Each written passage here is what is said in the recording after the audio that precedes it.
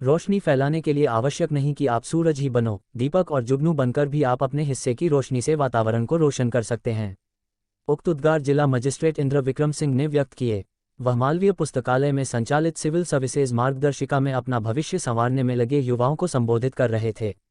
उन्होंने कहा कि आप यथा सामर्थ्य अपने हिस्से की रोशनी फैलाकर राष्ट्र निर्माण में अपना योगदान दे सकते हैं।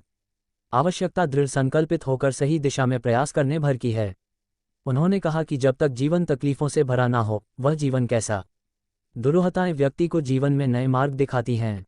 एक व्यक्ति को जब आसानी से कुछ मिल जाता है तो उसे जीवन भर कसक रहती है कि वह कुछ कर नहीं पाया, वह इससे अच्छा भी कर सकता था। परंतु वहीं जब दूसरा व्यक्ति संघर्ष के बाद कुछ हासिल करता है तो उसको हासिल हुई वस्तु की कीमत पता होती है और फिर वह उसके साथ न्याय करता है, जिम्मेदारी दिखता है।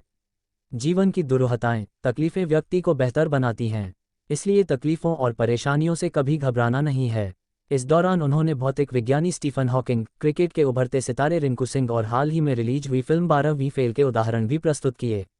इंद्र विक्रम सिंह ने प्रतियोगी परीक्षाओं की तैयारी कर रहे छात्र छात्राओं को उनके उज्जवल भविष्य की शुभकामनाएं देते हुए कहा कि सूर्योत्तरायण होने वाले हैं, यानी शुभ दिन शुरू होने के साथ ही यूपीएससी 2024 के आवेदन भी आने वाले हैं।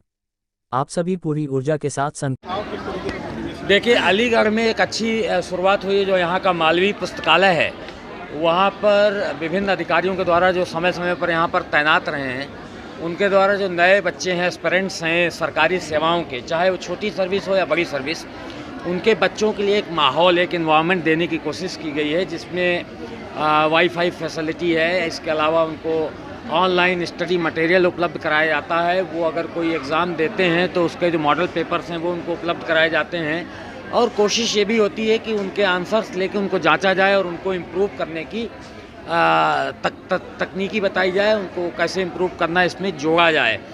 तो ये पिछले 5-7 सालों से इसका उल्लेखनीय बात यह है कि ये जो इन्वायरमेंट पैदा हुआ है, मैं इसका क्रेडिट किसी अधिकारी को नहीं देना चाहता हूँ, क्योंकि बहुत सारी जगहों पर बहुत सारा इंफ्रास्ट्रक्चर क्रिएट किया गया है, लेकिन उस इंफ्रास्ट्रक्चर से ही केवल लाभ मिल जाए ऐसा ज़रूरी नहीं है।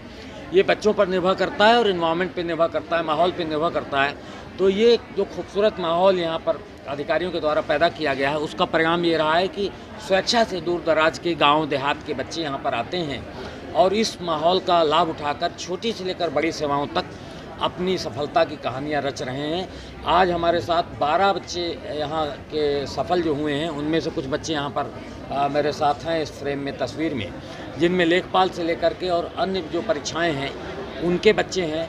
एसडीएम्स और जो पुलिस में सीओ बने हैं वो बच्चे हैं, और आने वाले समय में जो अन्य सेवाओं में प्रतिभाग करने वाले बच्चे हैं वो भी यहाँ पर सामने मौजूद हैं।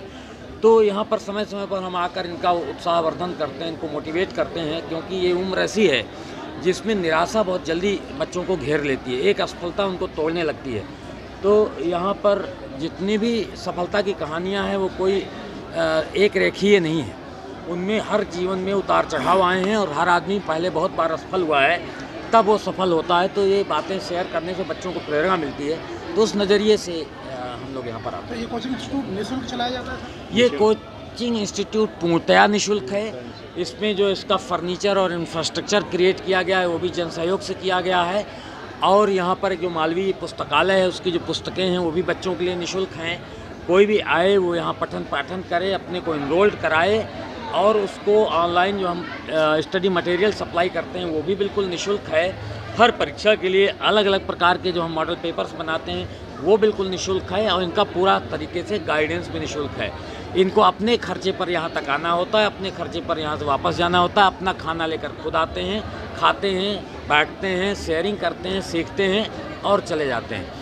इस पूरे परिसर को इम्प्रूव करने के लिए ये भी कुछ लोगों की मांग थी। ये हमारी मालवीय पुस्तकालय ऐतिहासिक महत्व की बिल्डिंग है, और ये चूँकि ट्रस्ट के द्वारा संचालित की जा रही, ट्रस्ट के पास संसाधनों का अभाव था, तो हमने कॉरपोरेट सोशल रिस्पॉन्सिबिलिटी के तहत यहाँ लगभग 1 करोड़ रुपए का प्रबंध किया है, जिससे इसकी गार्डनिंग और इसकी बिल्डिंग की मरम्मत इत्यादि की कार्रवाई की जा रही है। उसका भी मेरे द्वारा भी निरीक्षण किया गया, वो शुरुआती दौर पे है। तो मैं आशा करता हूँ कि आने वाले 6-7 महीने में ये और सुंदर स्वरूप में निकल कर आएगा, और इससे अगर एक बच्चा भी कहीं निकलता है तो हम अपने पास्ट को फिर से जीने लगते हैं कि हाँ, स्ट्रगल से जब किसी को सफलता मिलती तो हम कहीं ना कहीं अपने आप को उससे कोरिलेट करते हैं। तो इन बच्चों को शुभकामनाएं देने के लिए, इनका मार्गदर्शन करने के लिए, इनका उत्साहवर्धन करने के लिए हम समय समय पर आते रहते हैं। और मेरी आप लोगों से, प्रिंट और इलेक्ट्रॉनिक मीडिया के साथियों से भी अनुरोध है कि वो कभी कभी आया करें इन लोगों के बीच में, इनसे बातें किया करें, इनकी चीज़ों को शेयर साझा किया करें, और जहाँ इनको हैंड्स की ज़रूरत हो, हैंड्स होल्डिंग की ज़रूरत हो, वहाँ आप अपना मानसिक और अन्य प्रकार का सपोर्ट भी इनको उपलब्ध कराएं। ये सब वो बच्चे हैं जो बहुत छोटे परिवारों से आए हैं, गांव देहात से आए हैं, अभाव की ज़िंदगी जी रहे हैं। तो इनको इनके बेहतरी के लिए अगर हम और आप थोड़ा सा भी आगे आएंगे और इनकी ज़िंदगी में कुछ भी अच्छा होगा तो आप और हम सबको अच्छा लगेगा। बहुत धन्यवाद।